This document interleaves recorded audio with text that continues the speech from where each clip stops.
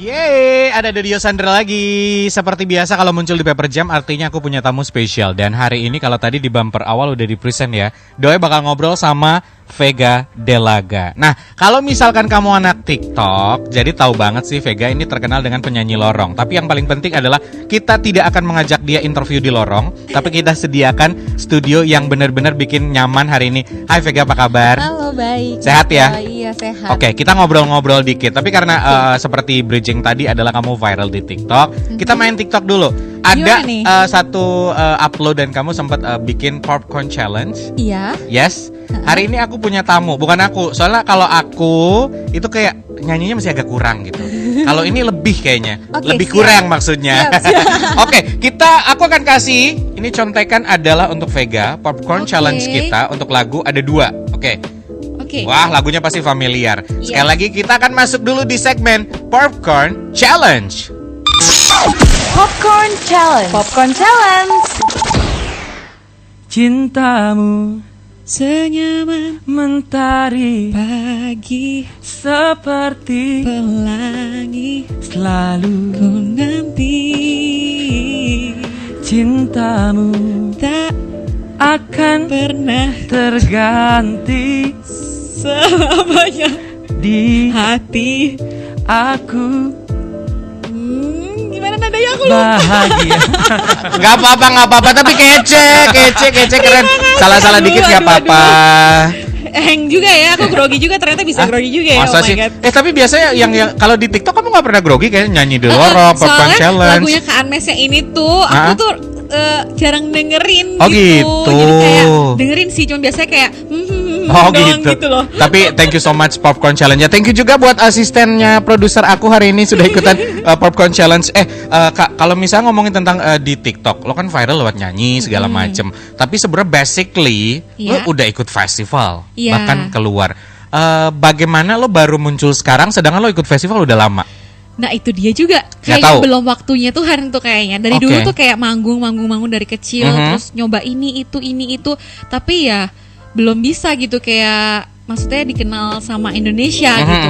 Malah dikenalnya di luar, yang kayak Water Cube Cup itu kan kalau di Indonesia kayak Indonesian Idol, tapi di sana di Beijing gitu kan. Nah ternyata lorong yang membawaku jadi seperti ini. Sosial media TikTok dengan penyanyi lorong yang akhirnya membuat kamu viral. Bener. Tapi sebelumnya selain ikut di Beijing, lo sempat ikut festival apa aja? Banyak banget sih, maksudnya dari kecil kan juga keluarga aku tuh kayak nyuruh-nyuruh ikut lomba-lomba apapun, dari yang tingkat nasional gitu-gitu semuanya aku ikut. Ikutan ya. Emang berarti basically dari kecil udah banci tampil ya. Banci Suka tampil, gitu bener ya. Urat malunya udah gak ada bener. Tapi mungkin ya seperti lo bilang tadi, jalannya baru muncul sekarang saat ini. Iya. Nah, kalau ngomongin tentang karir nyanyi, ini adalah satu gebrakan dari Mans Entertainment. Dimana gue kaget banget ketika ada 5 music video, 5 lagu. Itu baru 3 kalau gak salah ke-upload ya. Kita baru 3 sampai di Gemilang. Benar ya, Fata Morgana. Terus yang kedua apa? Yang kedua Bertahan Dalam Luka. Yes, yang ketiga adalah Gemilang. Yes. Ini bagaimana ceritanya lo punya konsep kayak gini, dan bagaimana awalnya ketika lo ditawarin konsep jadi, seperti ini? Setelah viral itu kan, followers aku makin banyak, terus banyak juga label yang nawarin. Nah, kebetulan Mans Entertainment itu dia tuh jelasin konsepnya dia, yang aku lihat kok beda, dan aku belum ditawarin itu sama label-label lain. Dimana di label lain aku ditawarin single aja. Di sini aku tiba-tiba ditawarin kayak, yuk kita bikin gebrakan baru, kita bikin mini album dengan langsung keluarin 5 lagu dalam waktu 5 minggu gitu. Karena menurut riset kita, aku dan label itu di Indonesia tuh belum ada yang langsung keluarin pendatang baru yang langsung keluarin kayak mini album kayak gitu. Betul, aku juga browsing sih sebelum interview kan harus cari tahu dulu ya. Kayak belum ada di konsep kayak gini gitu. Iya, terus makanya ya udah deh, boleh, siapa tahu dengan adanya gebrakan baru ini di industri musik Indonesia itu bisa jadi inspirasi juga. Terus kan lumayan juga ya, tiba-tiba pendatang baru dikasih mini album betul. Dan lagunya kan juga ya kalau aku sih suka ya, semoga masyarakat Indonesia juga suka. Aku tertariknya adalah 5 lagu nanti akan dirilis dalam album Sebagai Kamu Pendatang Baru ini kan menjadi PR besar, berarti lo harus take 5 lagu dulu, lo take 5 video. Gimana ceritanya seorang Vega nggak shock di saat beberapa penyanyi lain mungkin yang seperti lo bilang tadi adalah ditawarin 1 lagu dulu, kadang kirim demo, tapi lo kan dicari-cari. Proses dari pembuatan 5 lagu 5 video ini seperti apa? Susah senangnya? Bedanya juga aku di label lain tuh udah dikirimin demo. kayak gini lagunya kira-kira suka nggak atau begini. Nah, sedangkan aku di sini aku bisa keluarin karya aku sendiri. Jadi aku ikut menciptakan lagu aku sendiri. Kayak Fata Morgana itu aku nyiptain juga sendiri. Terus jadi kayak prosesnya nggak lama sih, kayak proses recording kemarin cuma 3 hari untuk 5 lagu itu. Jadi sehari ada yang 2, 1 gitu. Untuk video klip sendiri pun juga cuma 3,5 hari. 3,5 hari doang untuk 5 video klip. Walaupun baru diupload baru 3. Baru 3. Karena minggu depan berarti kita akan ketemu single keempat. Besok. Besok akan ketemu single keempat, lalu ada single kelima. Dan yang kelima itu benar-benar surprise sih, harus banget nonton. Karena dari Fata Morgana ke single ketiga itu beda, mood lagunya berbeda. Bener. Ya kan? Di 3 mungkin lebih ceria. Di 4, 5 kan seperti apa? Di keempat itu, ini kan 3 udah mulai move on ya, jadi udah ceria. Keempat sih juga lagi.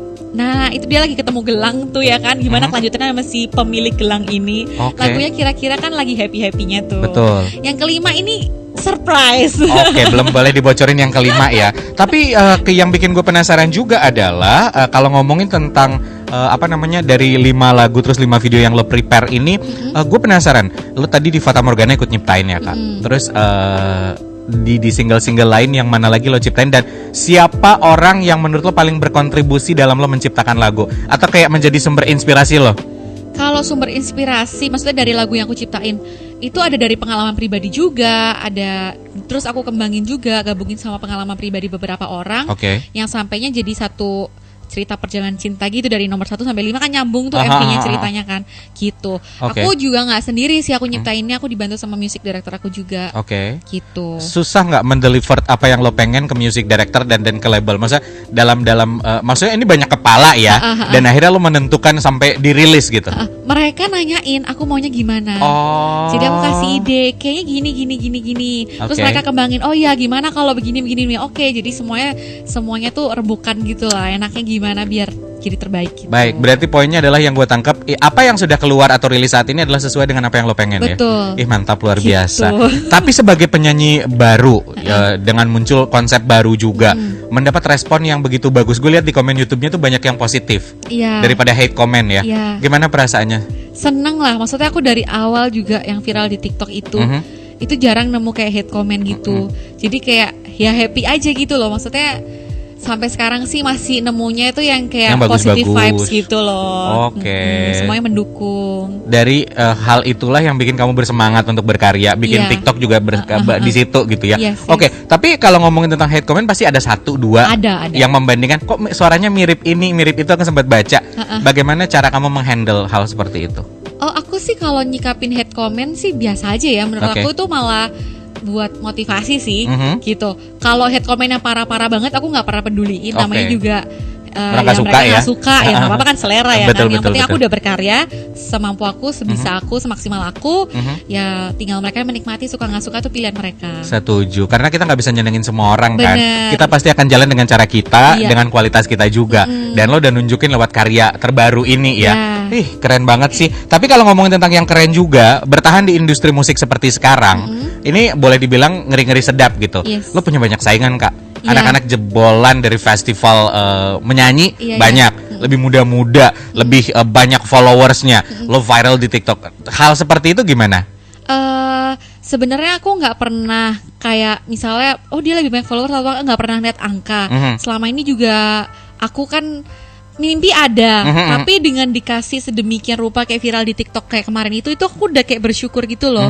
Ya udah jalanin aja gitu. Kalau memang udah waktunya ya waktunya. Kalau belum mau maksa kayak apa nggak akan bisa. Betul. Gitu. Tapi ada beban nggak ketika lo viral video pertama, kedua, pasti akan bikin apa lagi ntar kayak cringe banget gitu. Iya, pernah juga di awal-awal ngonten kan, dulunya nggak pernah ngonten ya. Bener-bener ngonten tuh sejak ya viral itu. Jadi kayak, abis ini mau apa ya? Abis ini mau apa gitu kan? Kayak sempet awal-awal mikir. Cuman kan akhirnya aku lempar juga ke netizen. Mereka maunya aku nyanyi di mana atau apa? Aku ikutin mereka. Ya udah bawa santai aja. Tapi nggak semua harus diturutin juga kan? Nggak juga. Yang penting jangan dibawa beban aja gitu. Pokoknya konten dibikin sesuai dengan apa yang kamu mau. Terus ada tim sendiri nggak sih untuk bikin konten kayak gini? Gue penasaran soalnya. Aku tuh baru install TikTok adalah 3 hari yang lalu ya, apa seminggu lalu.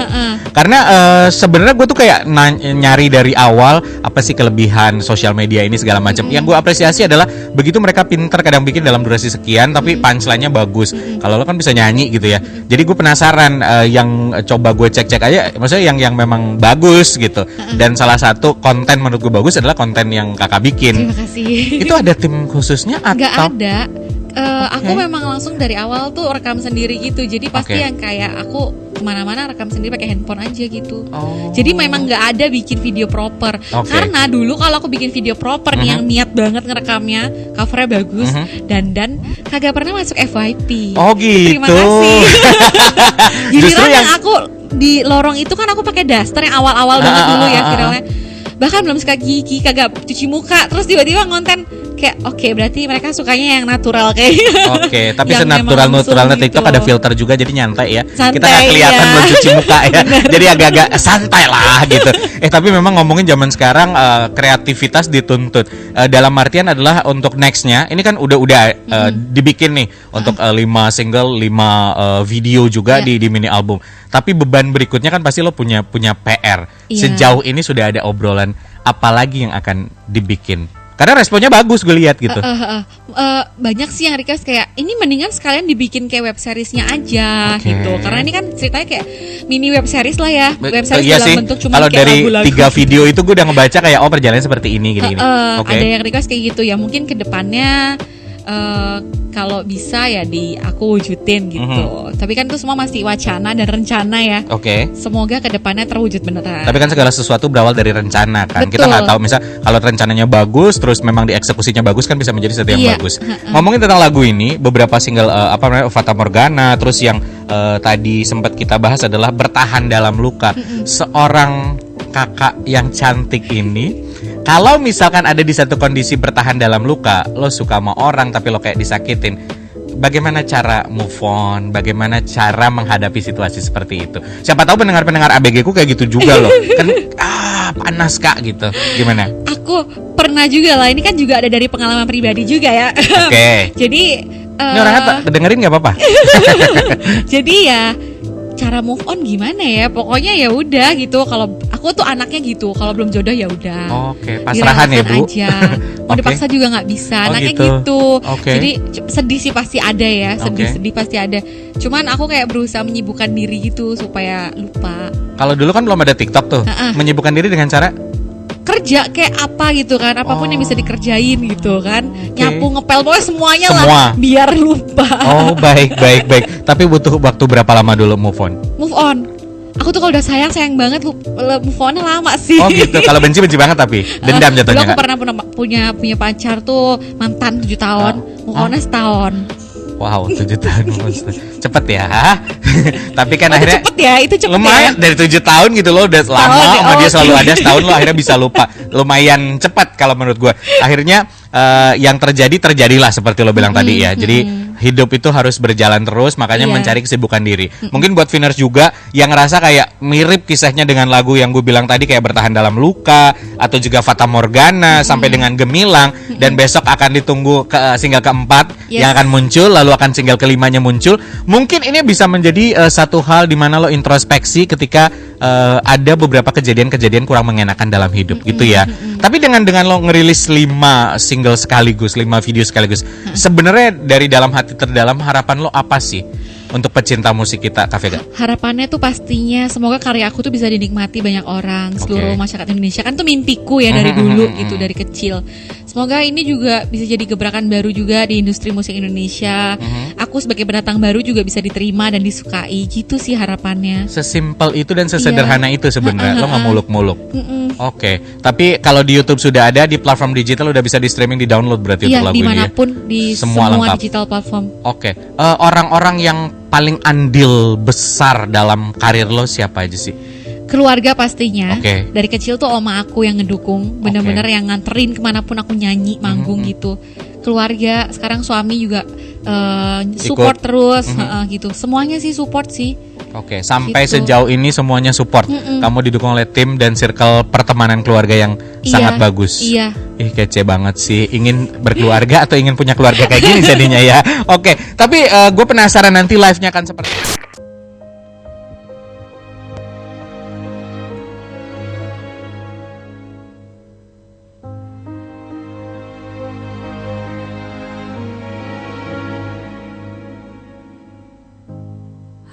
jadinya bila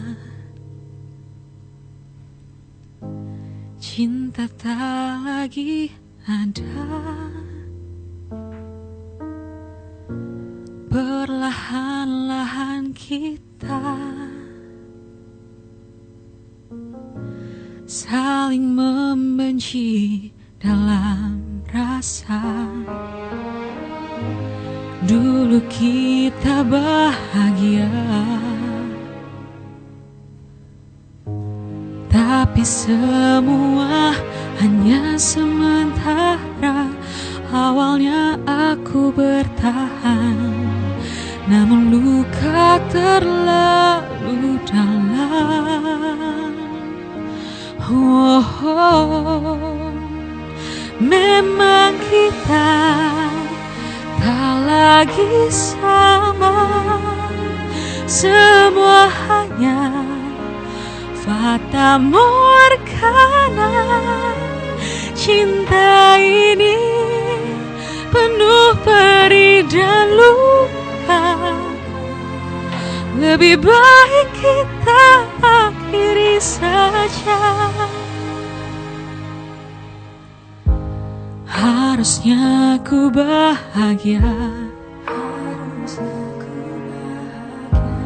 nyatanya ku terjebak dalam hampa. Awalnya aku bertahan, namun luka terlalu dalam. Memang kita tak lagi sama. Semua hanya fata morgana. Cinta ini penuh peri dan luka. Lebih baik kita akhiri saja. Memang kita tak lagi sama. Semua hanya fata morgana. Cinta ini penuh peri dan luka. Lebih baik kita akhiri saja. Ternyata memang cinta itu